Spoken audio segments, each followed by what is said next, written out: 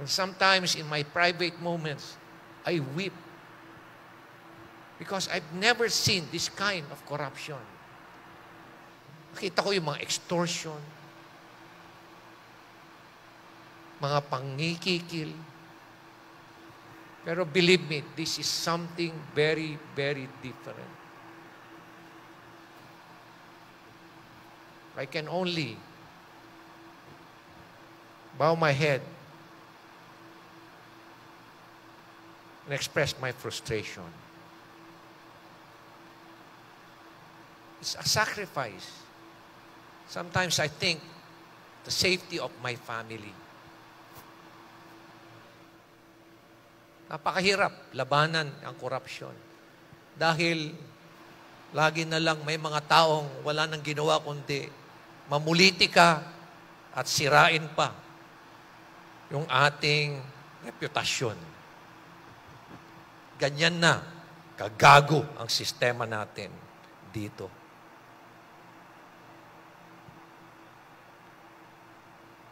Nakikipaglaban na tayo araw-araw, sacrificing our safety, sacrificing our life. Pero may mga tao pa dyan na walang konsensya, na walang ginawa, kundi puro na lang politiko ang pag-iisip.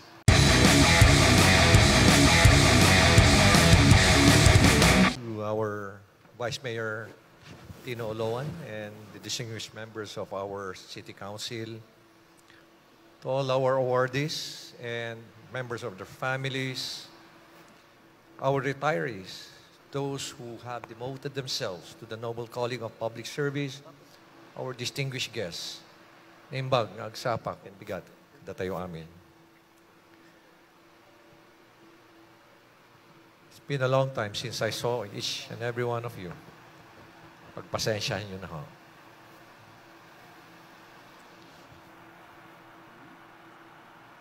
We're gathered here today not only to recognize our achievements, but to celebrate your sacrifices and unwavering commitment to serve. The Breeze Awards is about honoring personnel who consistently go beyond what is expected. Those who embody excellence, deliver extraordinary results and services, and those who serve with overwhelming, enthusiastic dedication. This event is an important occasion because we pay tribute to the pillars of our workforce. Our retirees who have given the best years of their lives in service, the families of our departed colleagues whose legacy continues to inspire us, our loyalty awardees who prove that true dedication is measured by years of steadfast commitment, and finally, our outstanding employees of the year who set the standard for excellence and professionalism. We also commend our employees' choice honorees who earned the trust and respect of their peers, our exemplary departments who show the power of collective efforts, and the Star Family Awardees who remind us that service is not carried out by one person only, but supported and nurtured by family values of sacrifice, love, and dedication. Public service is never easy. Each day calls us to go beyond ourselves, to smile even when we are tired, to give even when we are already stretched thin, to rise above challenges and stand firm for the people who depend on us. Yet, it is always a sacrifice that is filled with a lot of fulfillment. And this is precisely what I'm going through now, at present. I've never been so busy in my entire life. Ngayon lang. And I would like to apologize to each and every one of you if I cannot perform my task as your mayor of the city of Baguio. It's not an easy task, believe me. It's very challenging and it is very dangerous as well. fighting all these very powerful and moneyed people in our country today. And I was expecting, I anticipated that corruption is widespread. But now that I've been going around the country, I've never expected that it is just so deeply entrenched. The magnitude is unbelievable. The magnitude is incredible. Corruption, especially in the infrastructure projects or infrastructure sector, has already become a cottage industry, a livelihood program. Sa dami ng pinuntahan namin mga projects, wala ni isa kaming nakitang maayos. And these are in hundreds of millions of pesos. Ibig sabihin yan, it has become so systemic, highly organized, highly syndicated. Nakakalungkot isipin na itong mga taong ito,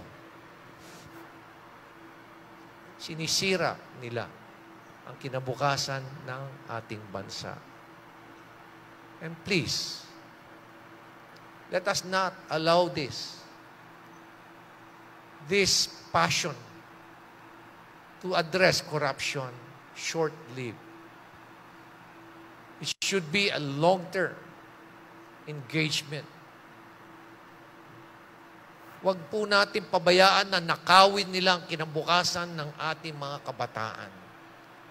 Huwag natin pabayaan na nakawin nila ang kinabukasan ng ating bayan.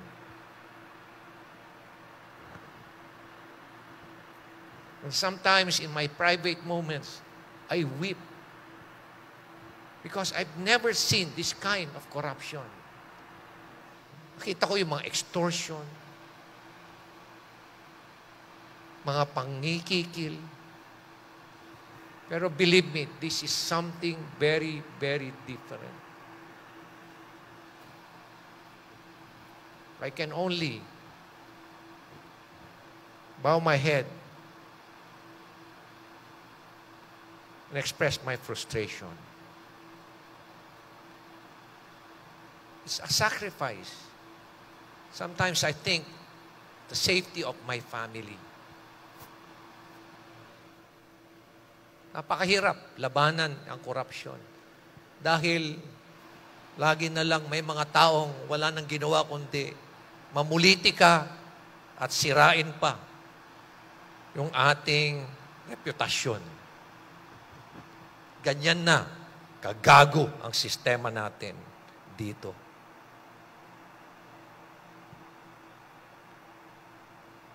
Nakikipaglaban na tayo araw-araw, sacrificing our safety, sacrificing our life.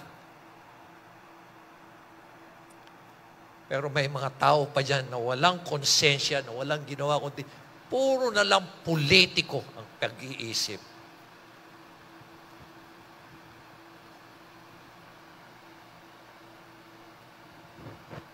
Kasing dumi ng kanilang mga konsensya.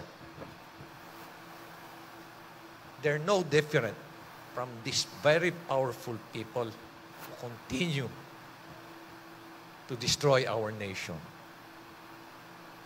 Let me go back. Please know that we deeply appreciate the support each one of you have given to our advocacies. Even as you understand that sometimes some of us need to be away to fulfill our task beyond what we do in our city. Everything we do, everything we push for is with one dream in mind, so that future generations will no longer have to endure the struggles and difficulties that we are experiencing today. Always remember that public service is both an honor and responsibility.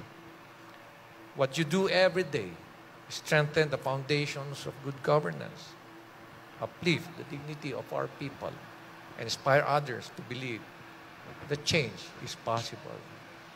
I keep on saying this as well. It doesn't take one to have a title, to have money, to have fame, to change the world. May you never lose your heart in this mission. It is for the generations that will come after us. And so to our awardees, I congratulate each and every one of you. You are the embodiment of what it truly means to serve with excellence, extraordinary dedication, and sacrifice. Mabuhay kayong lahat. Mabuhay po ang ating syudad. Mabuhay po sana ang ating bayang Pilipinas.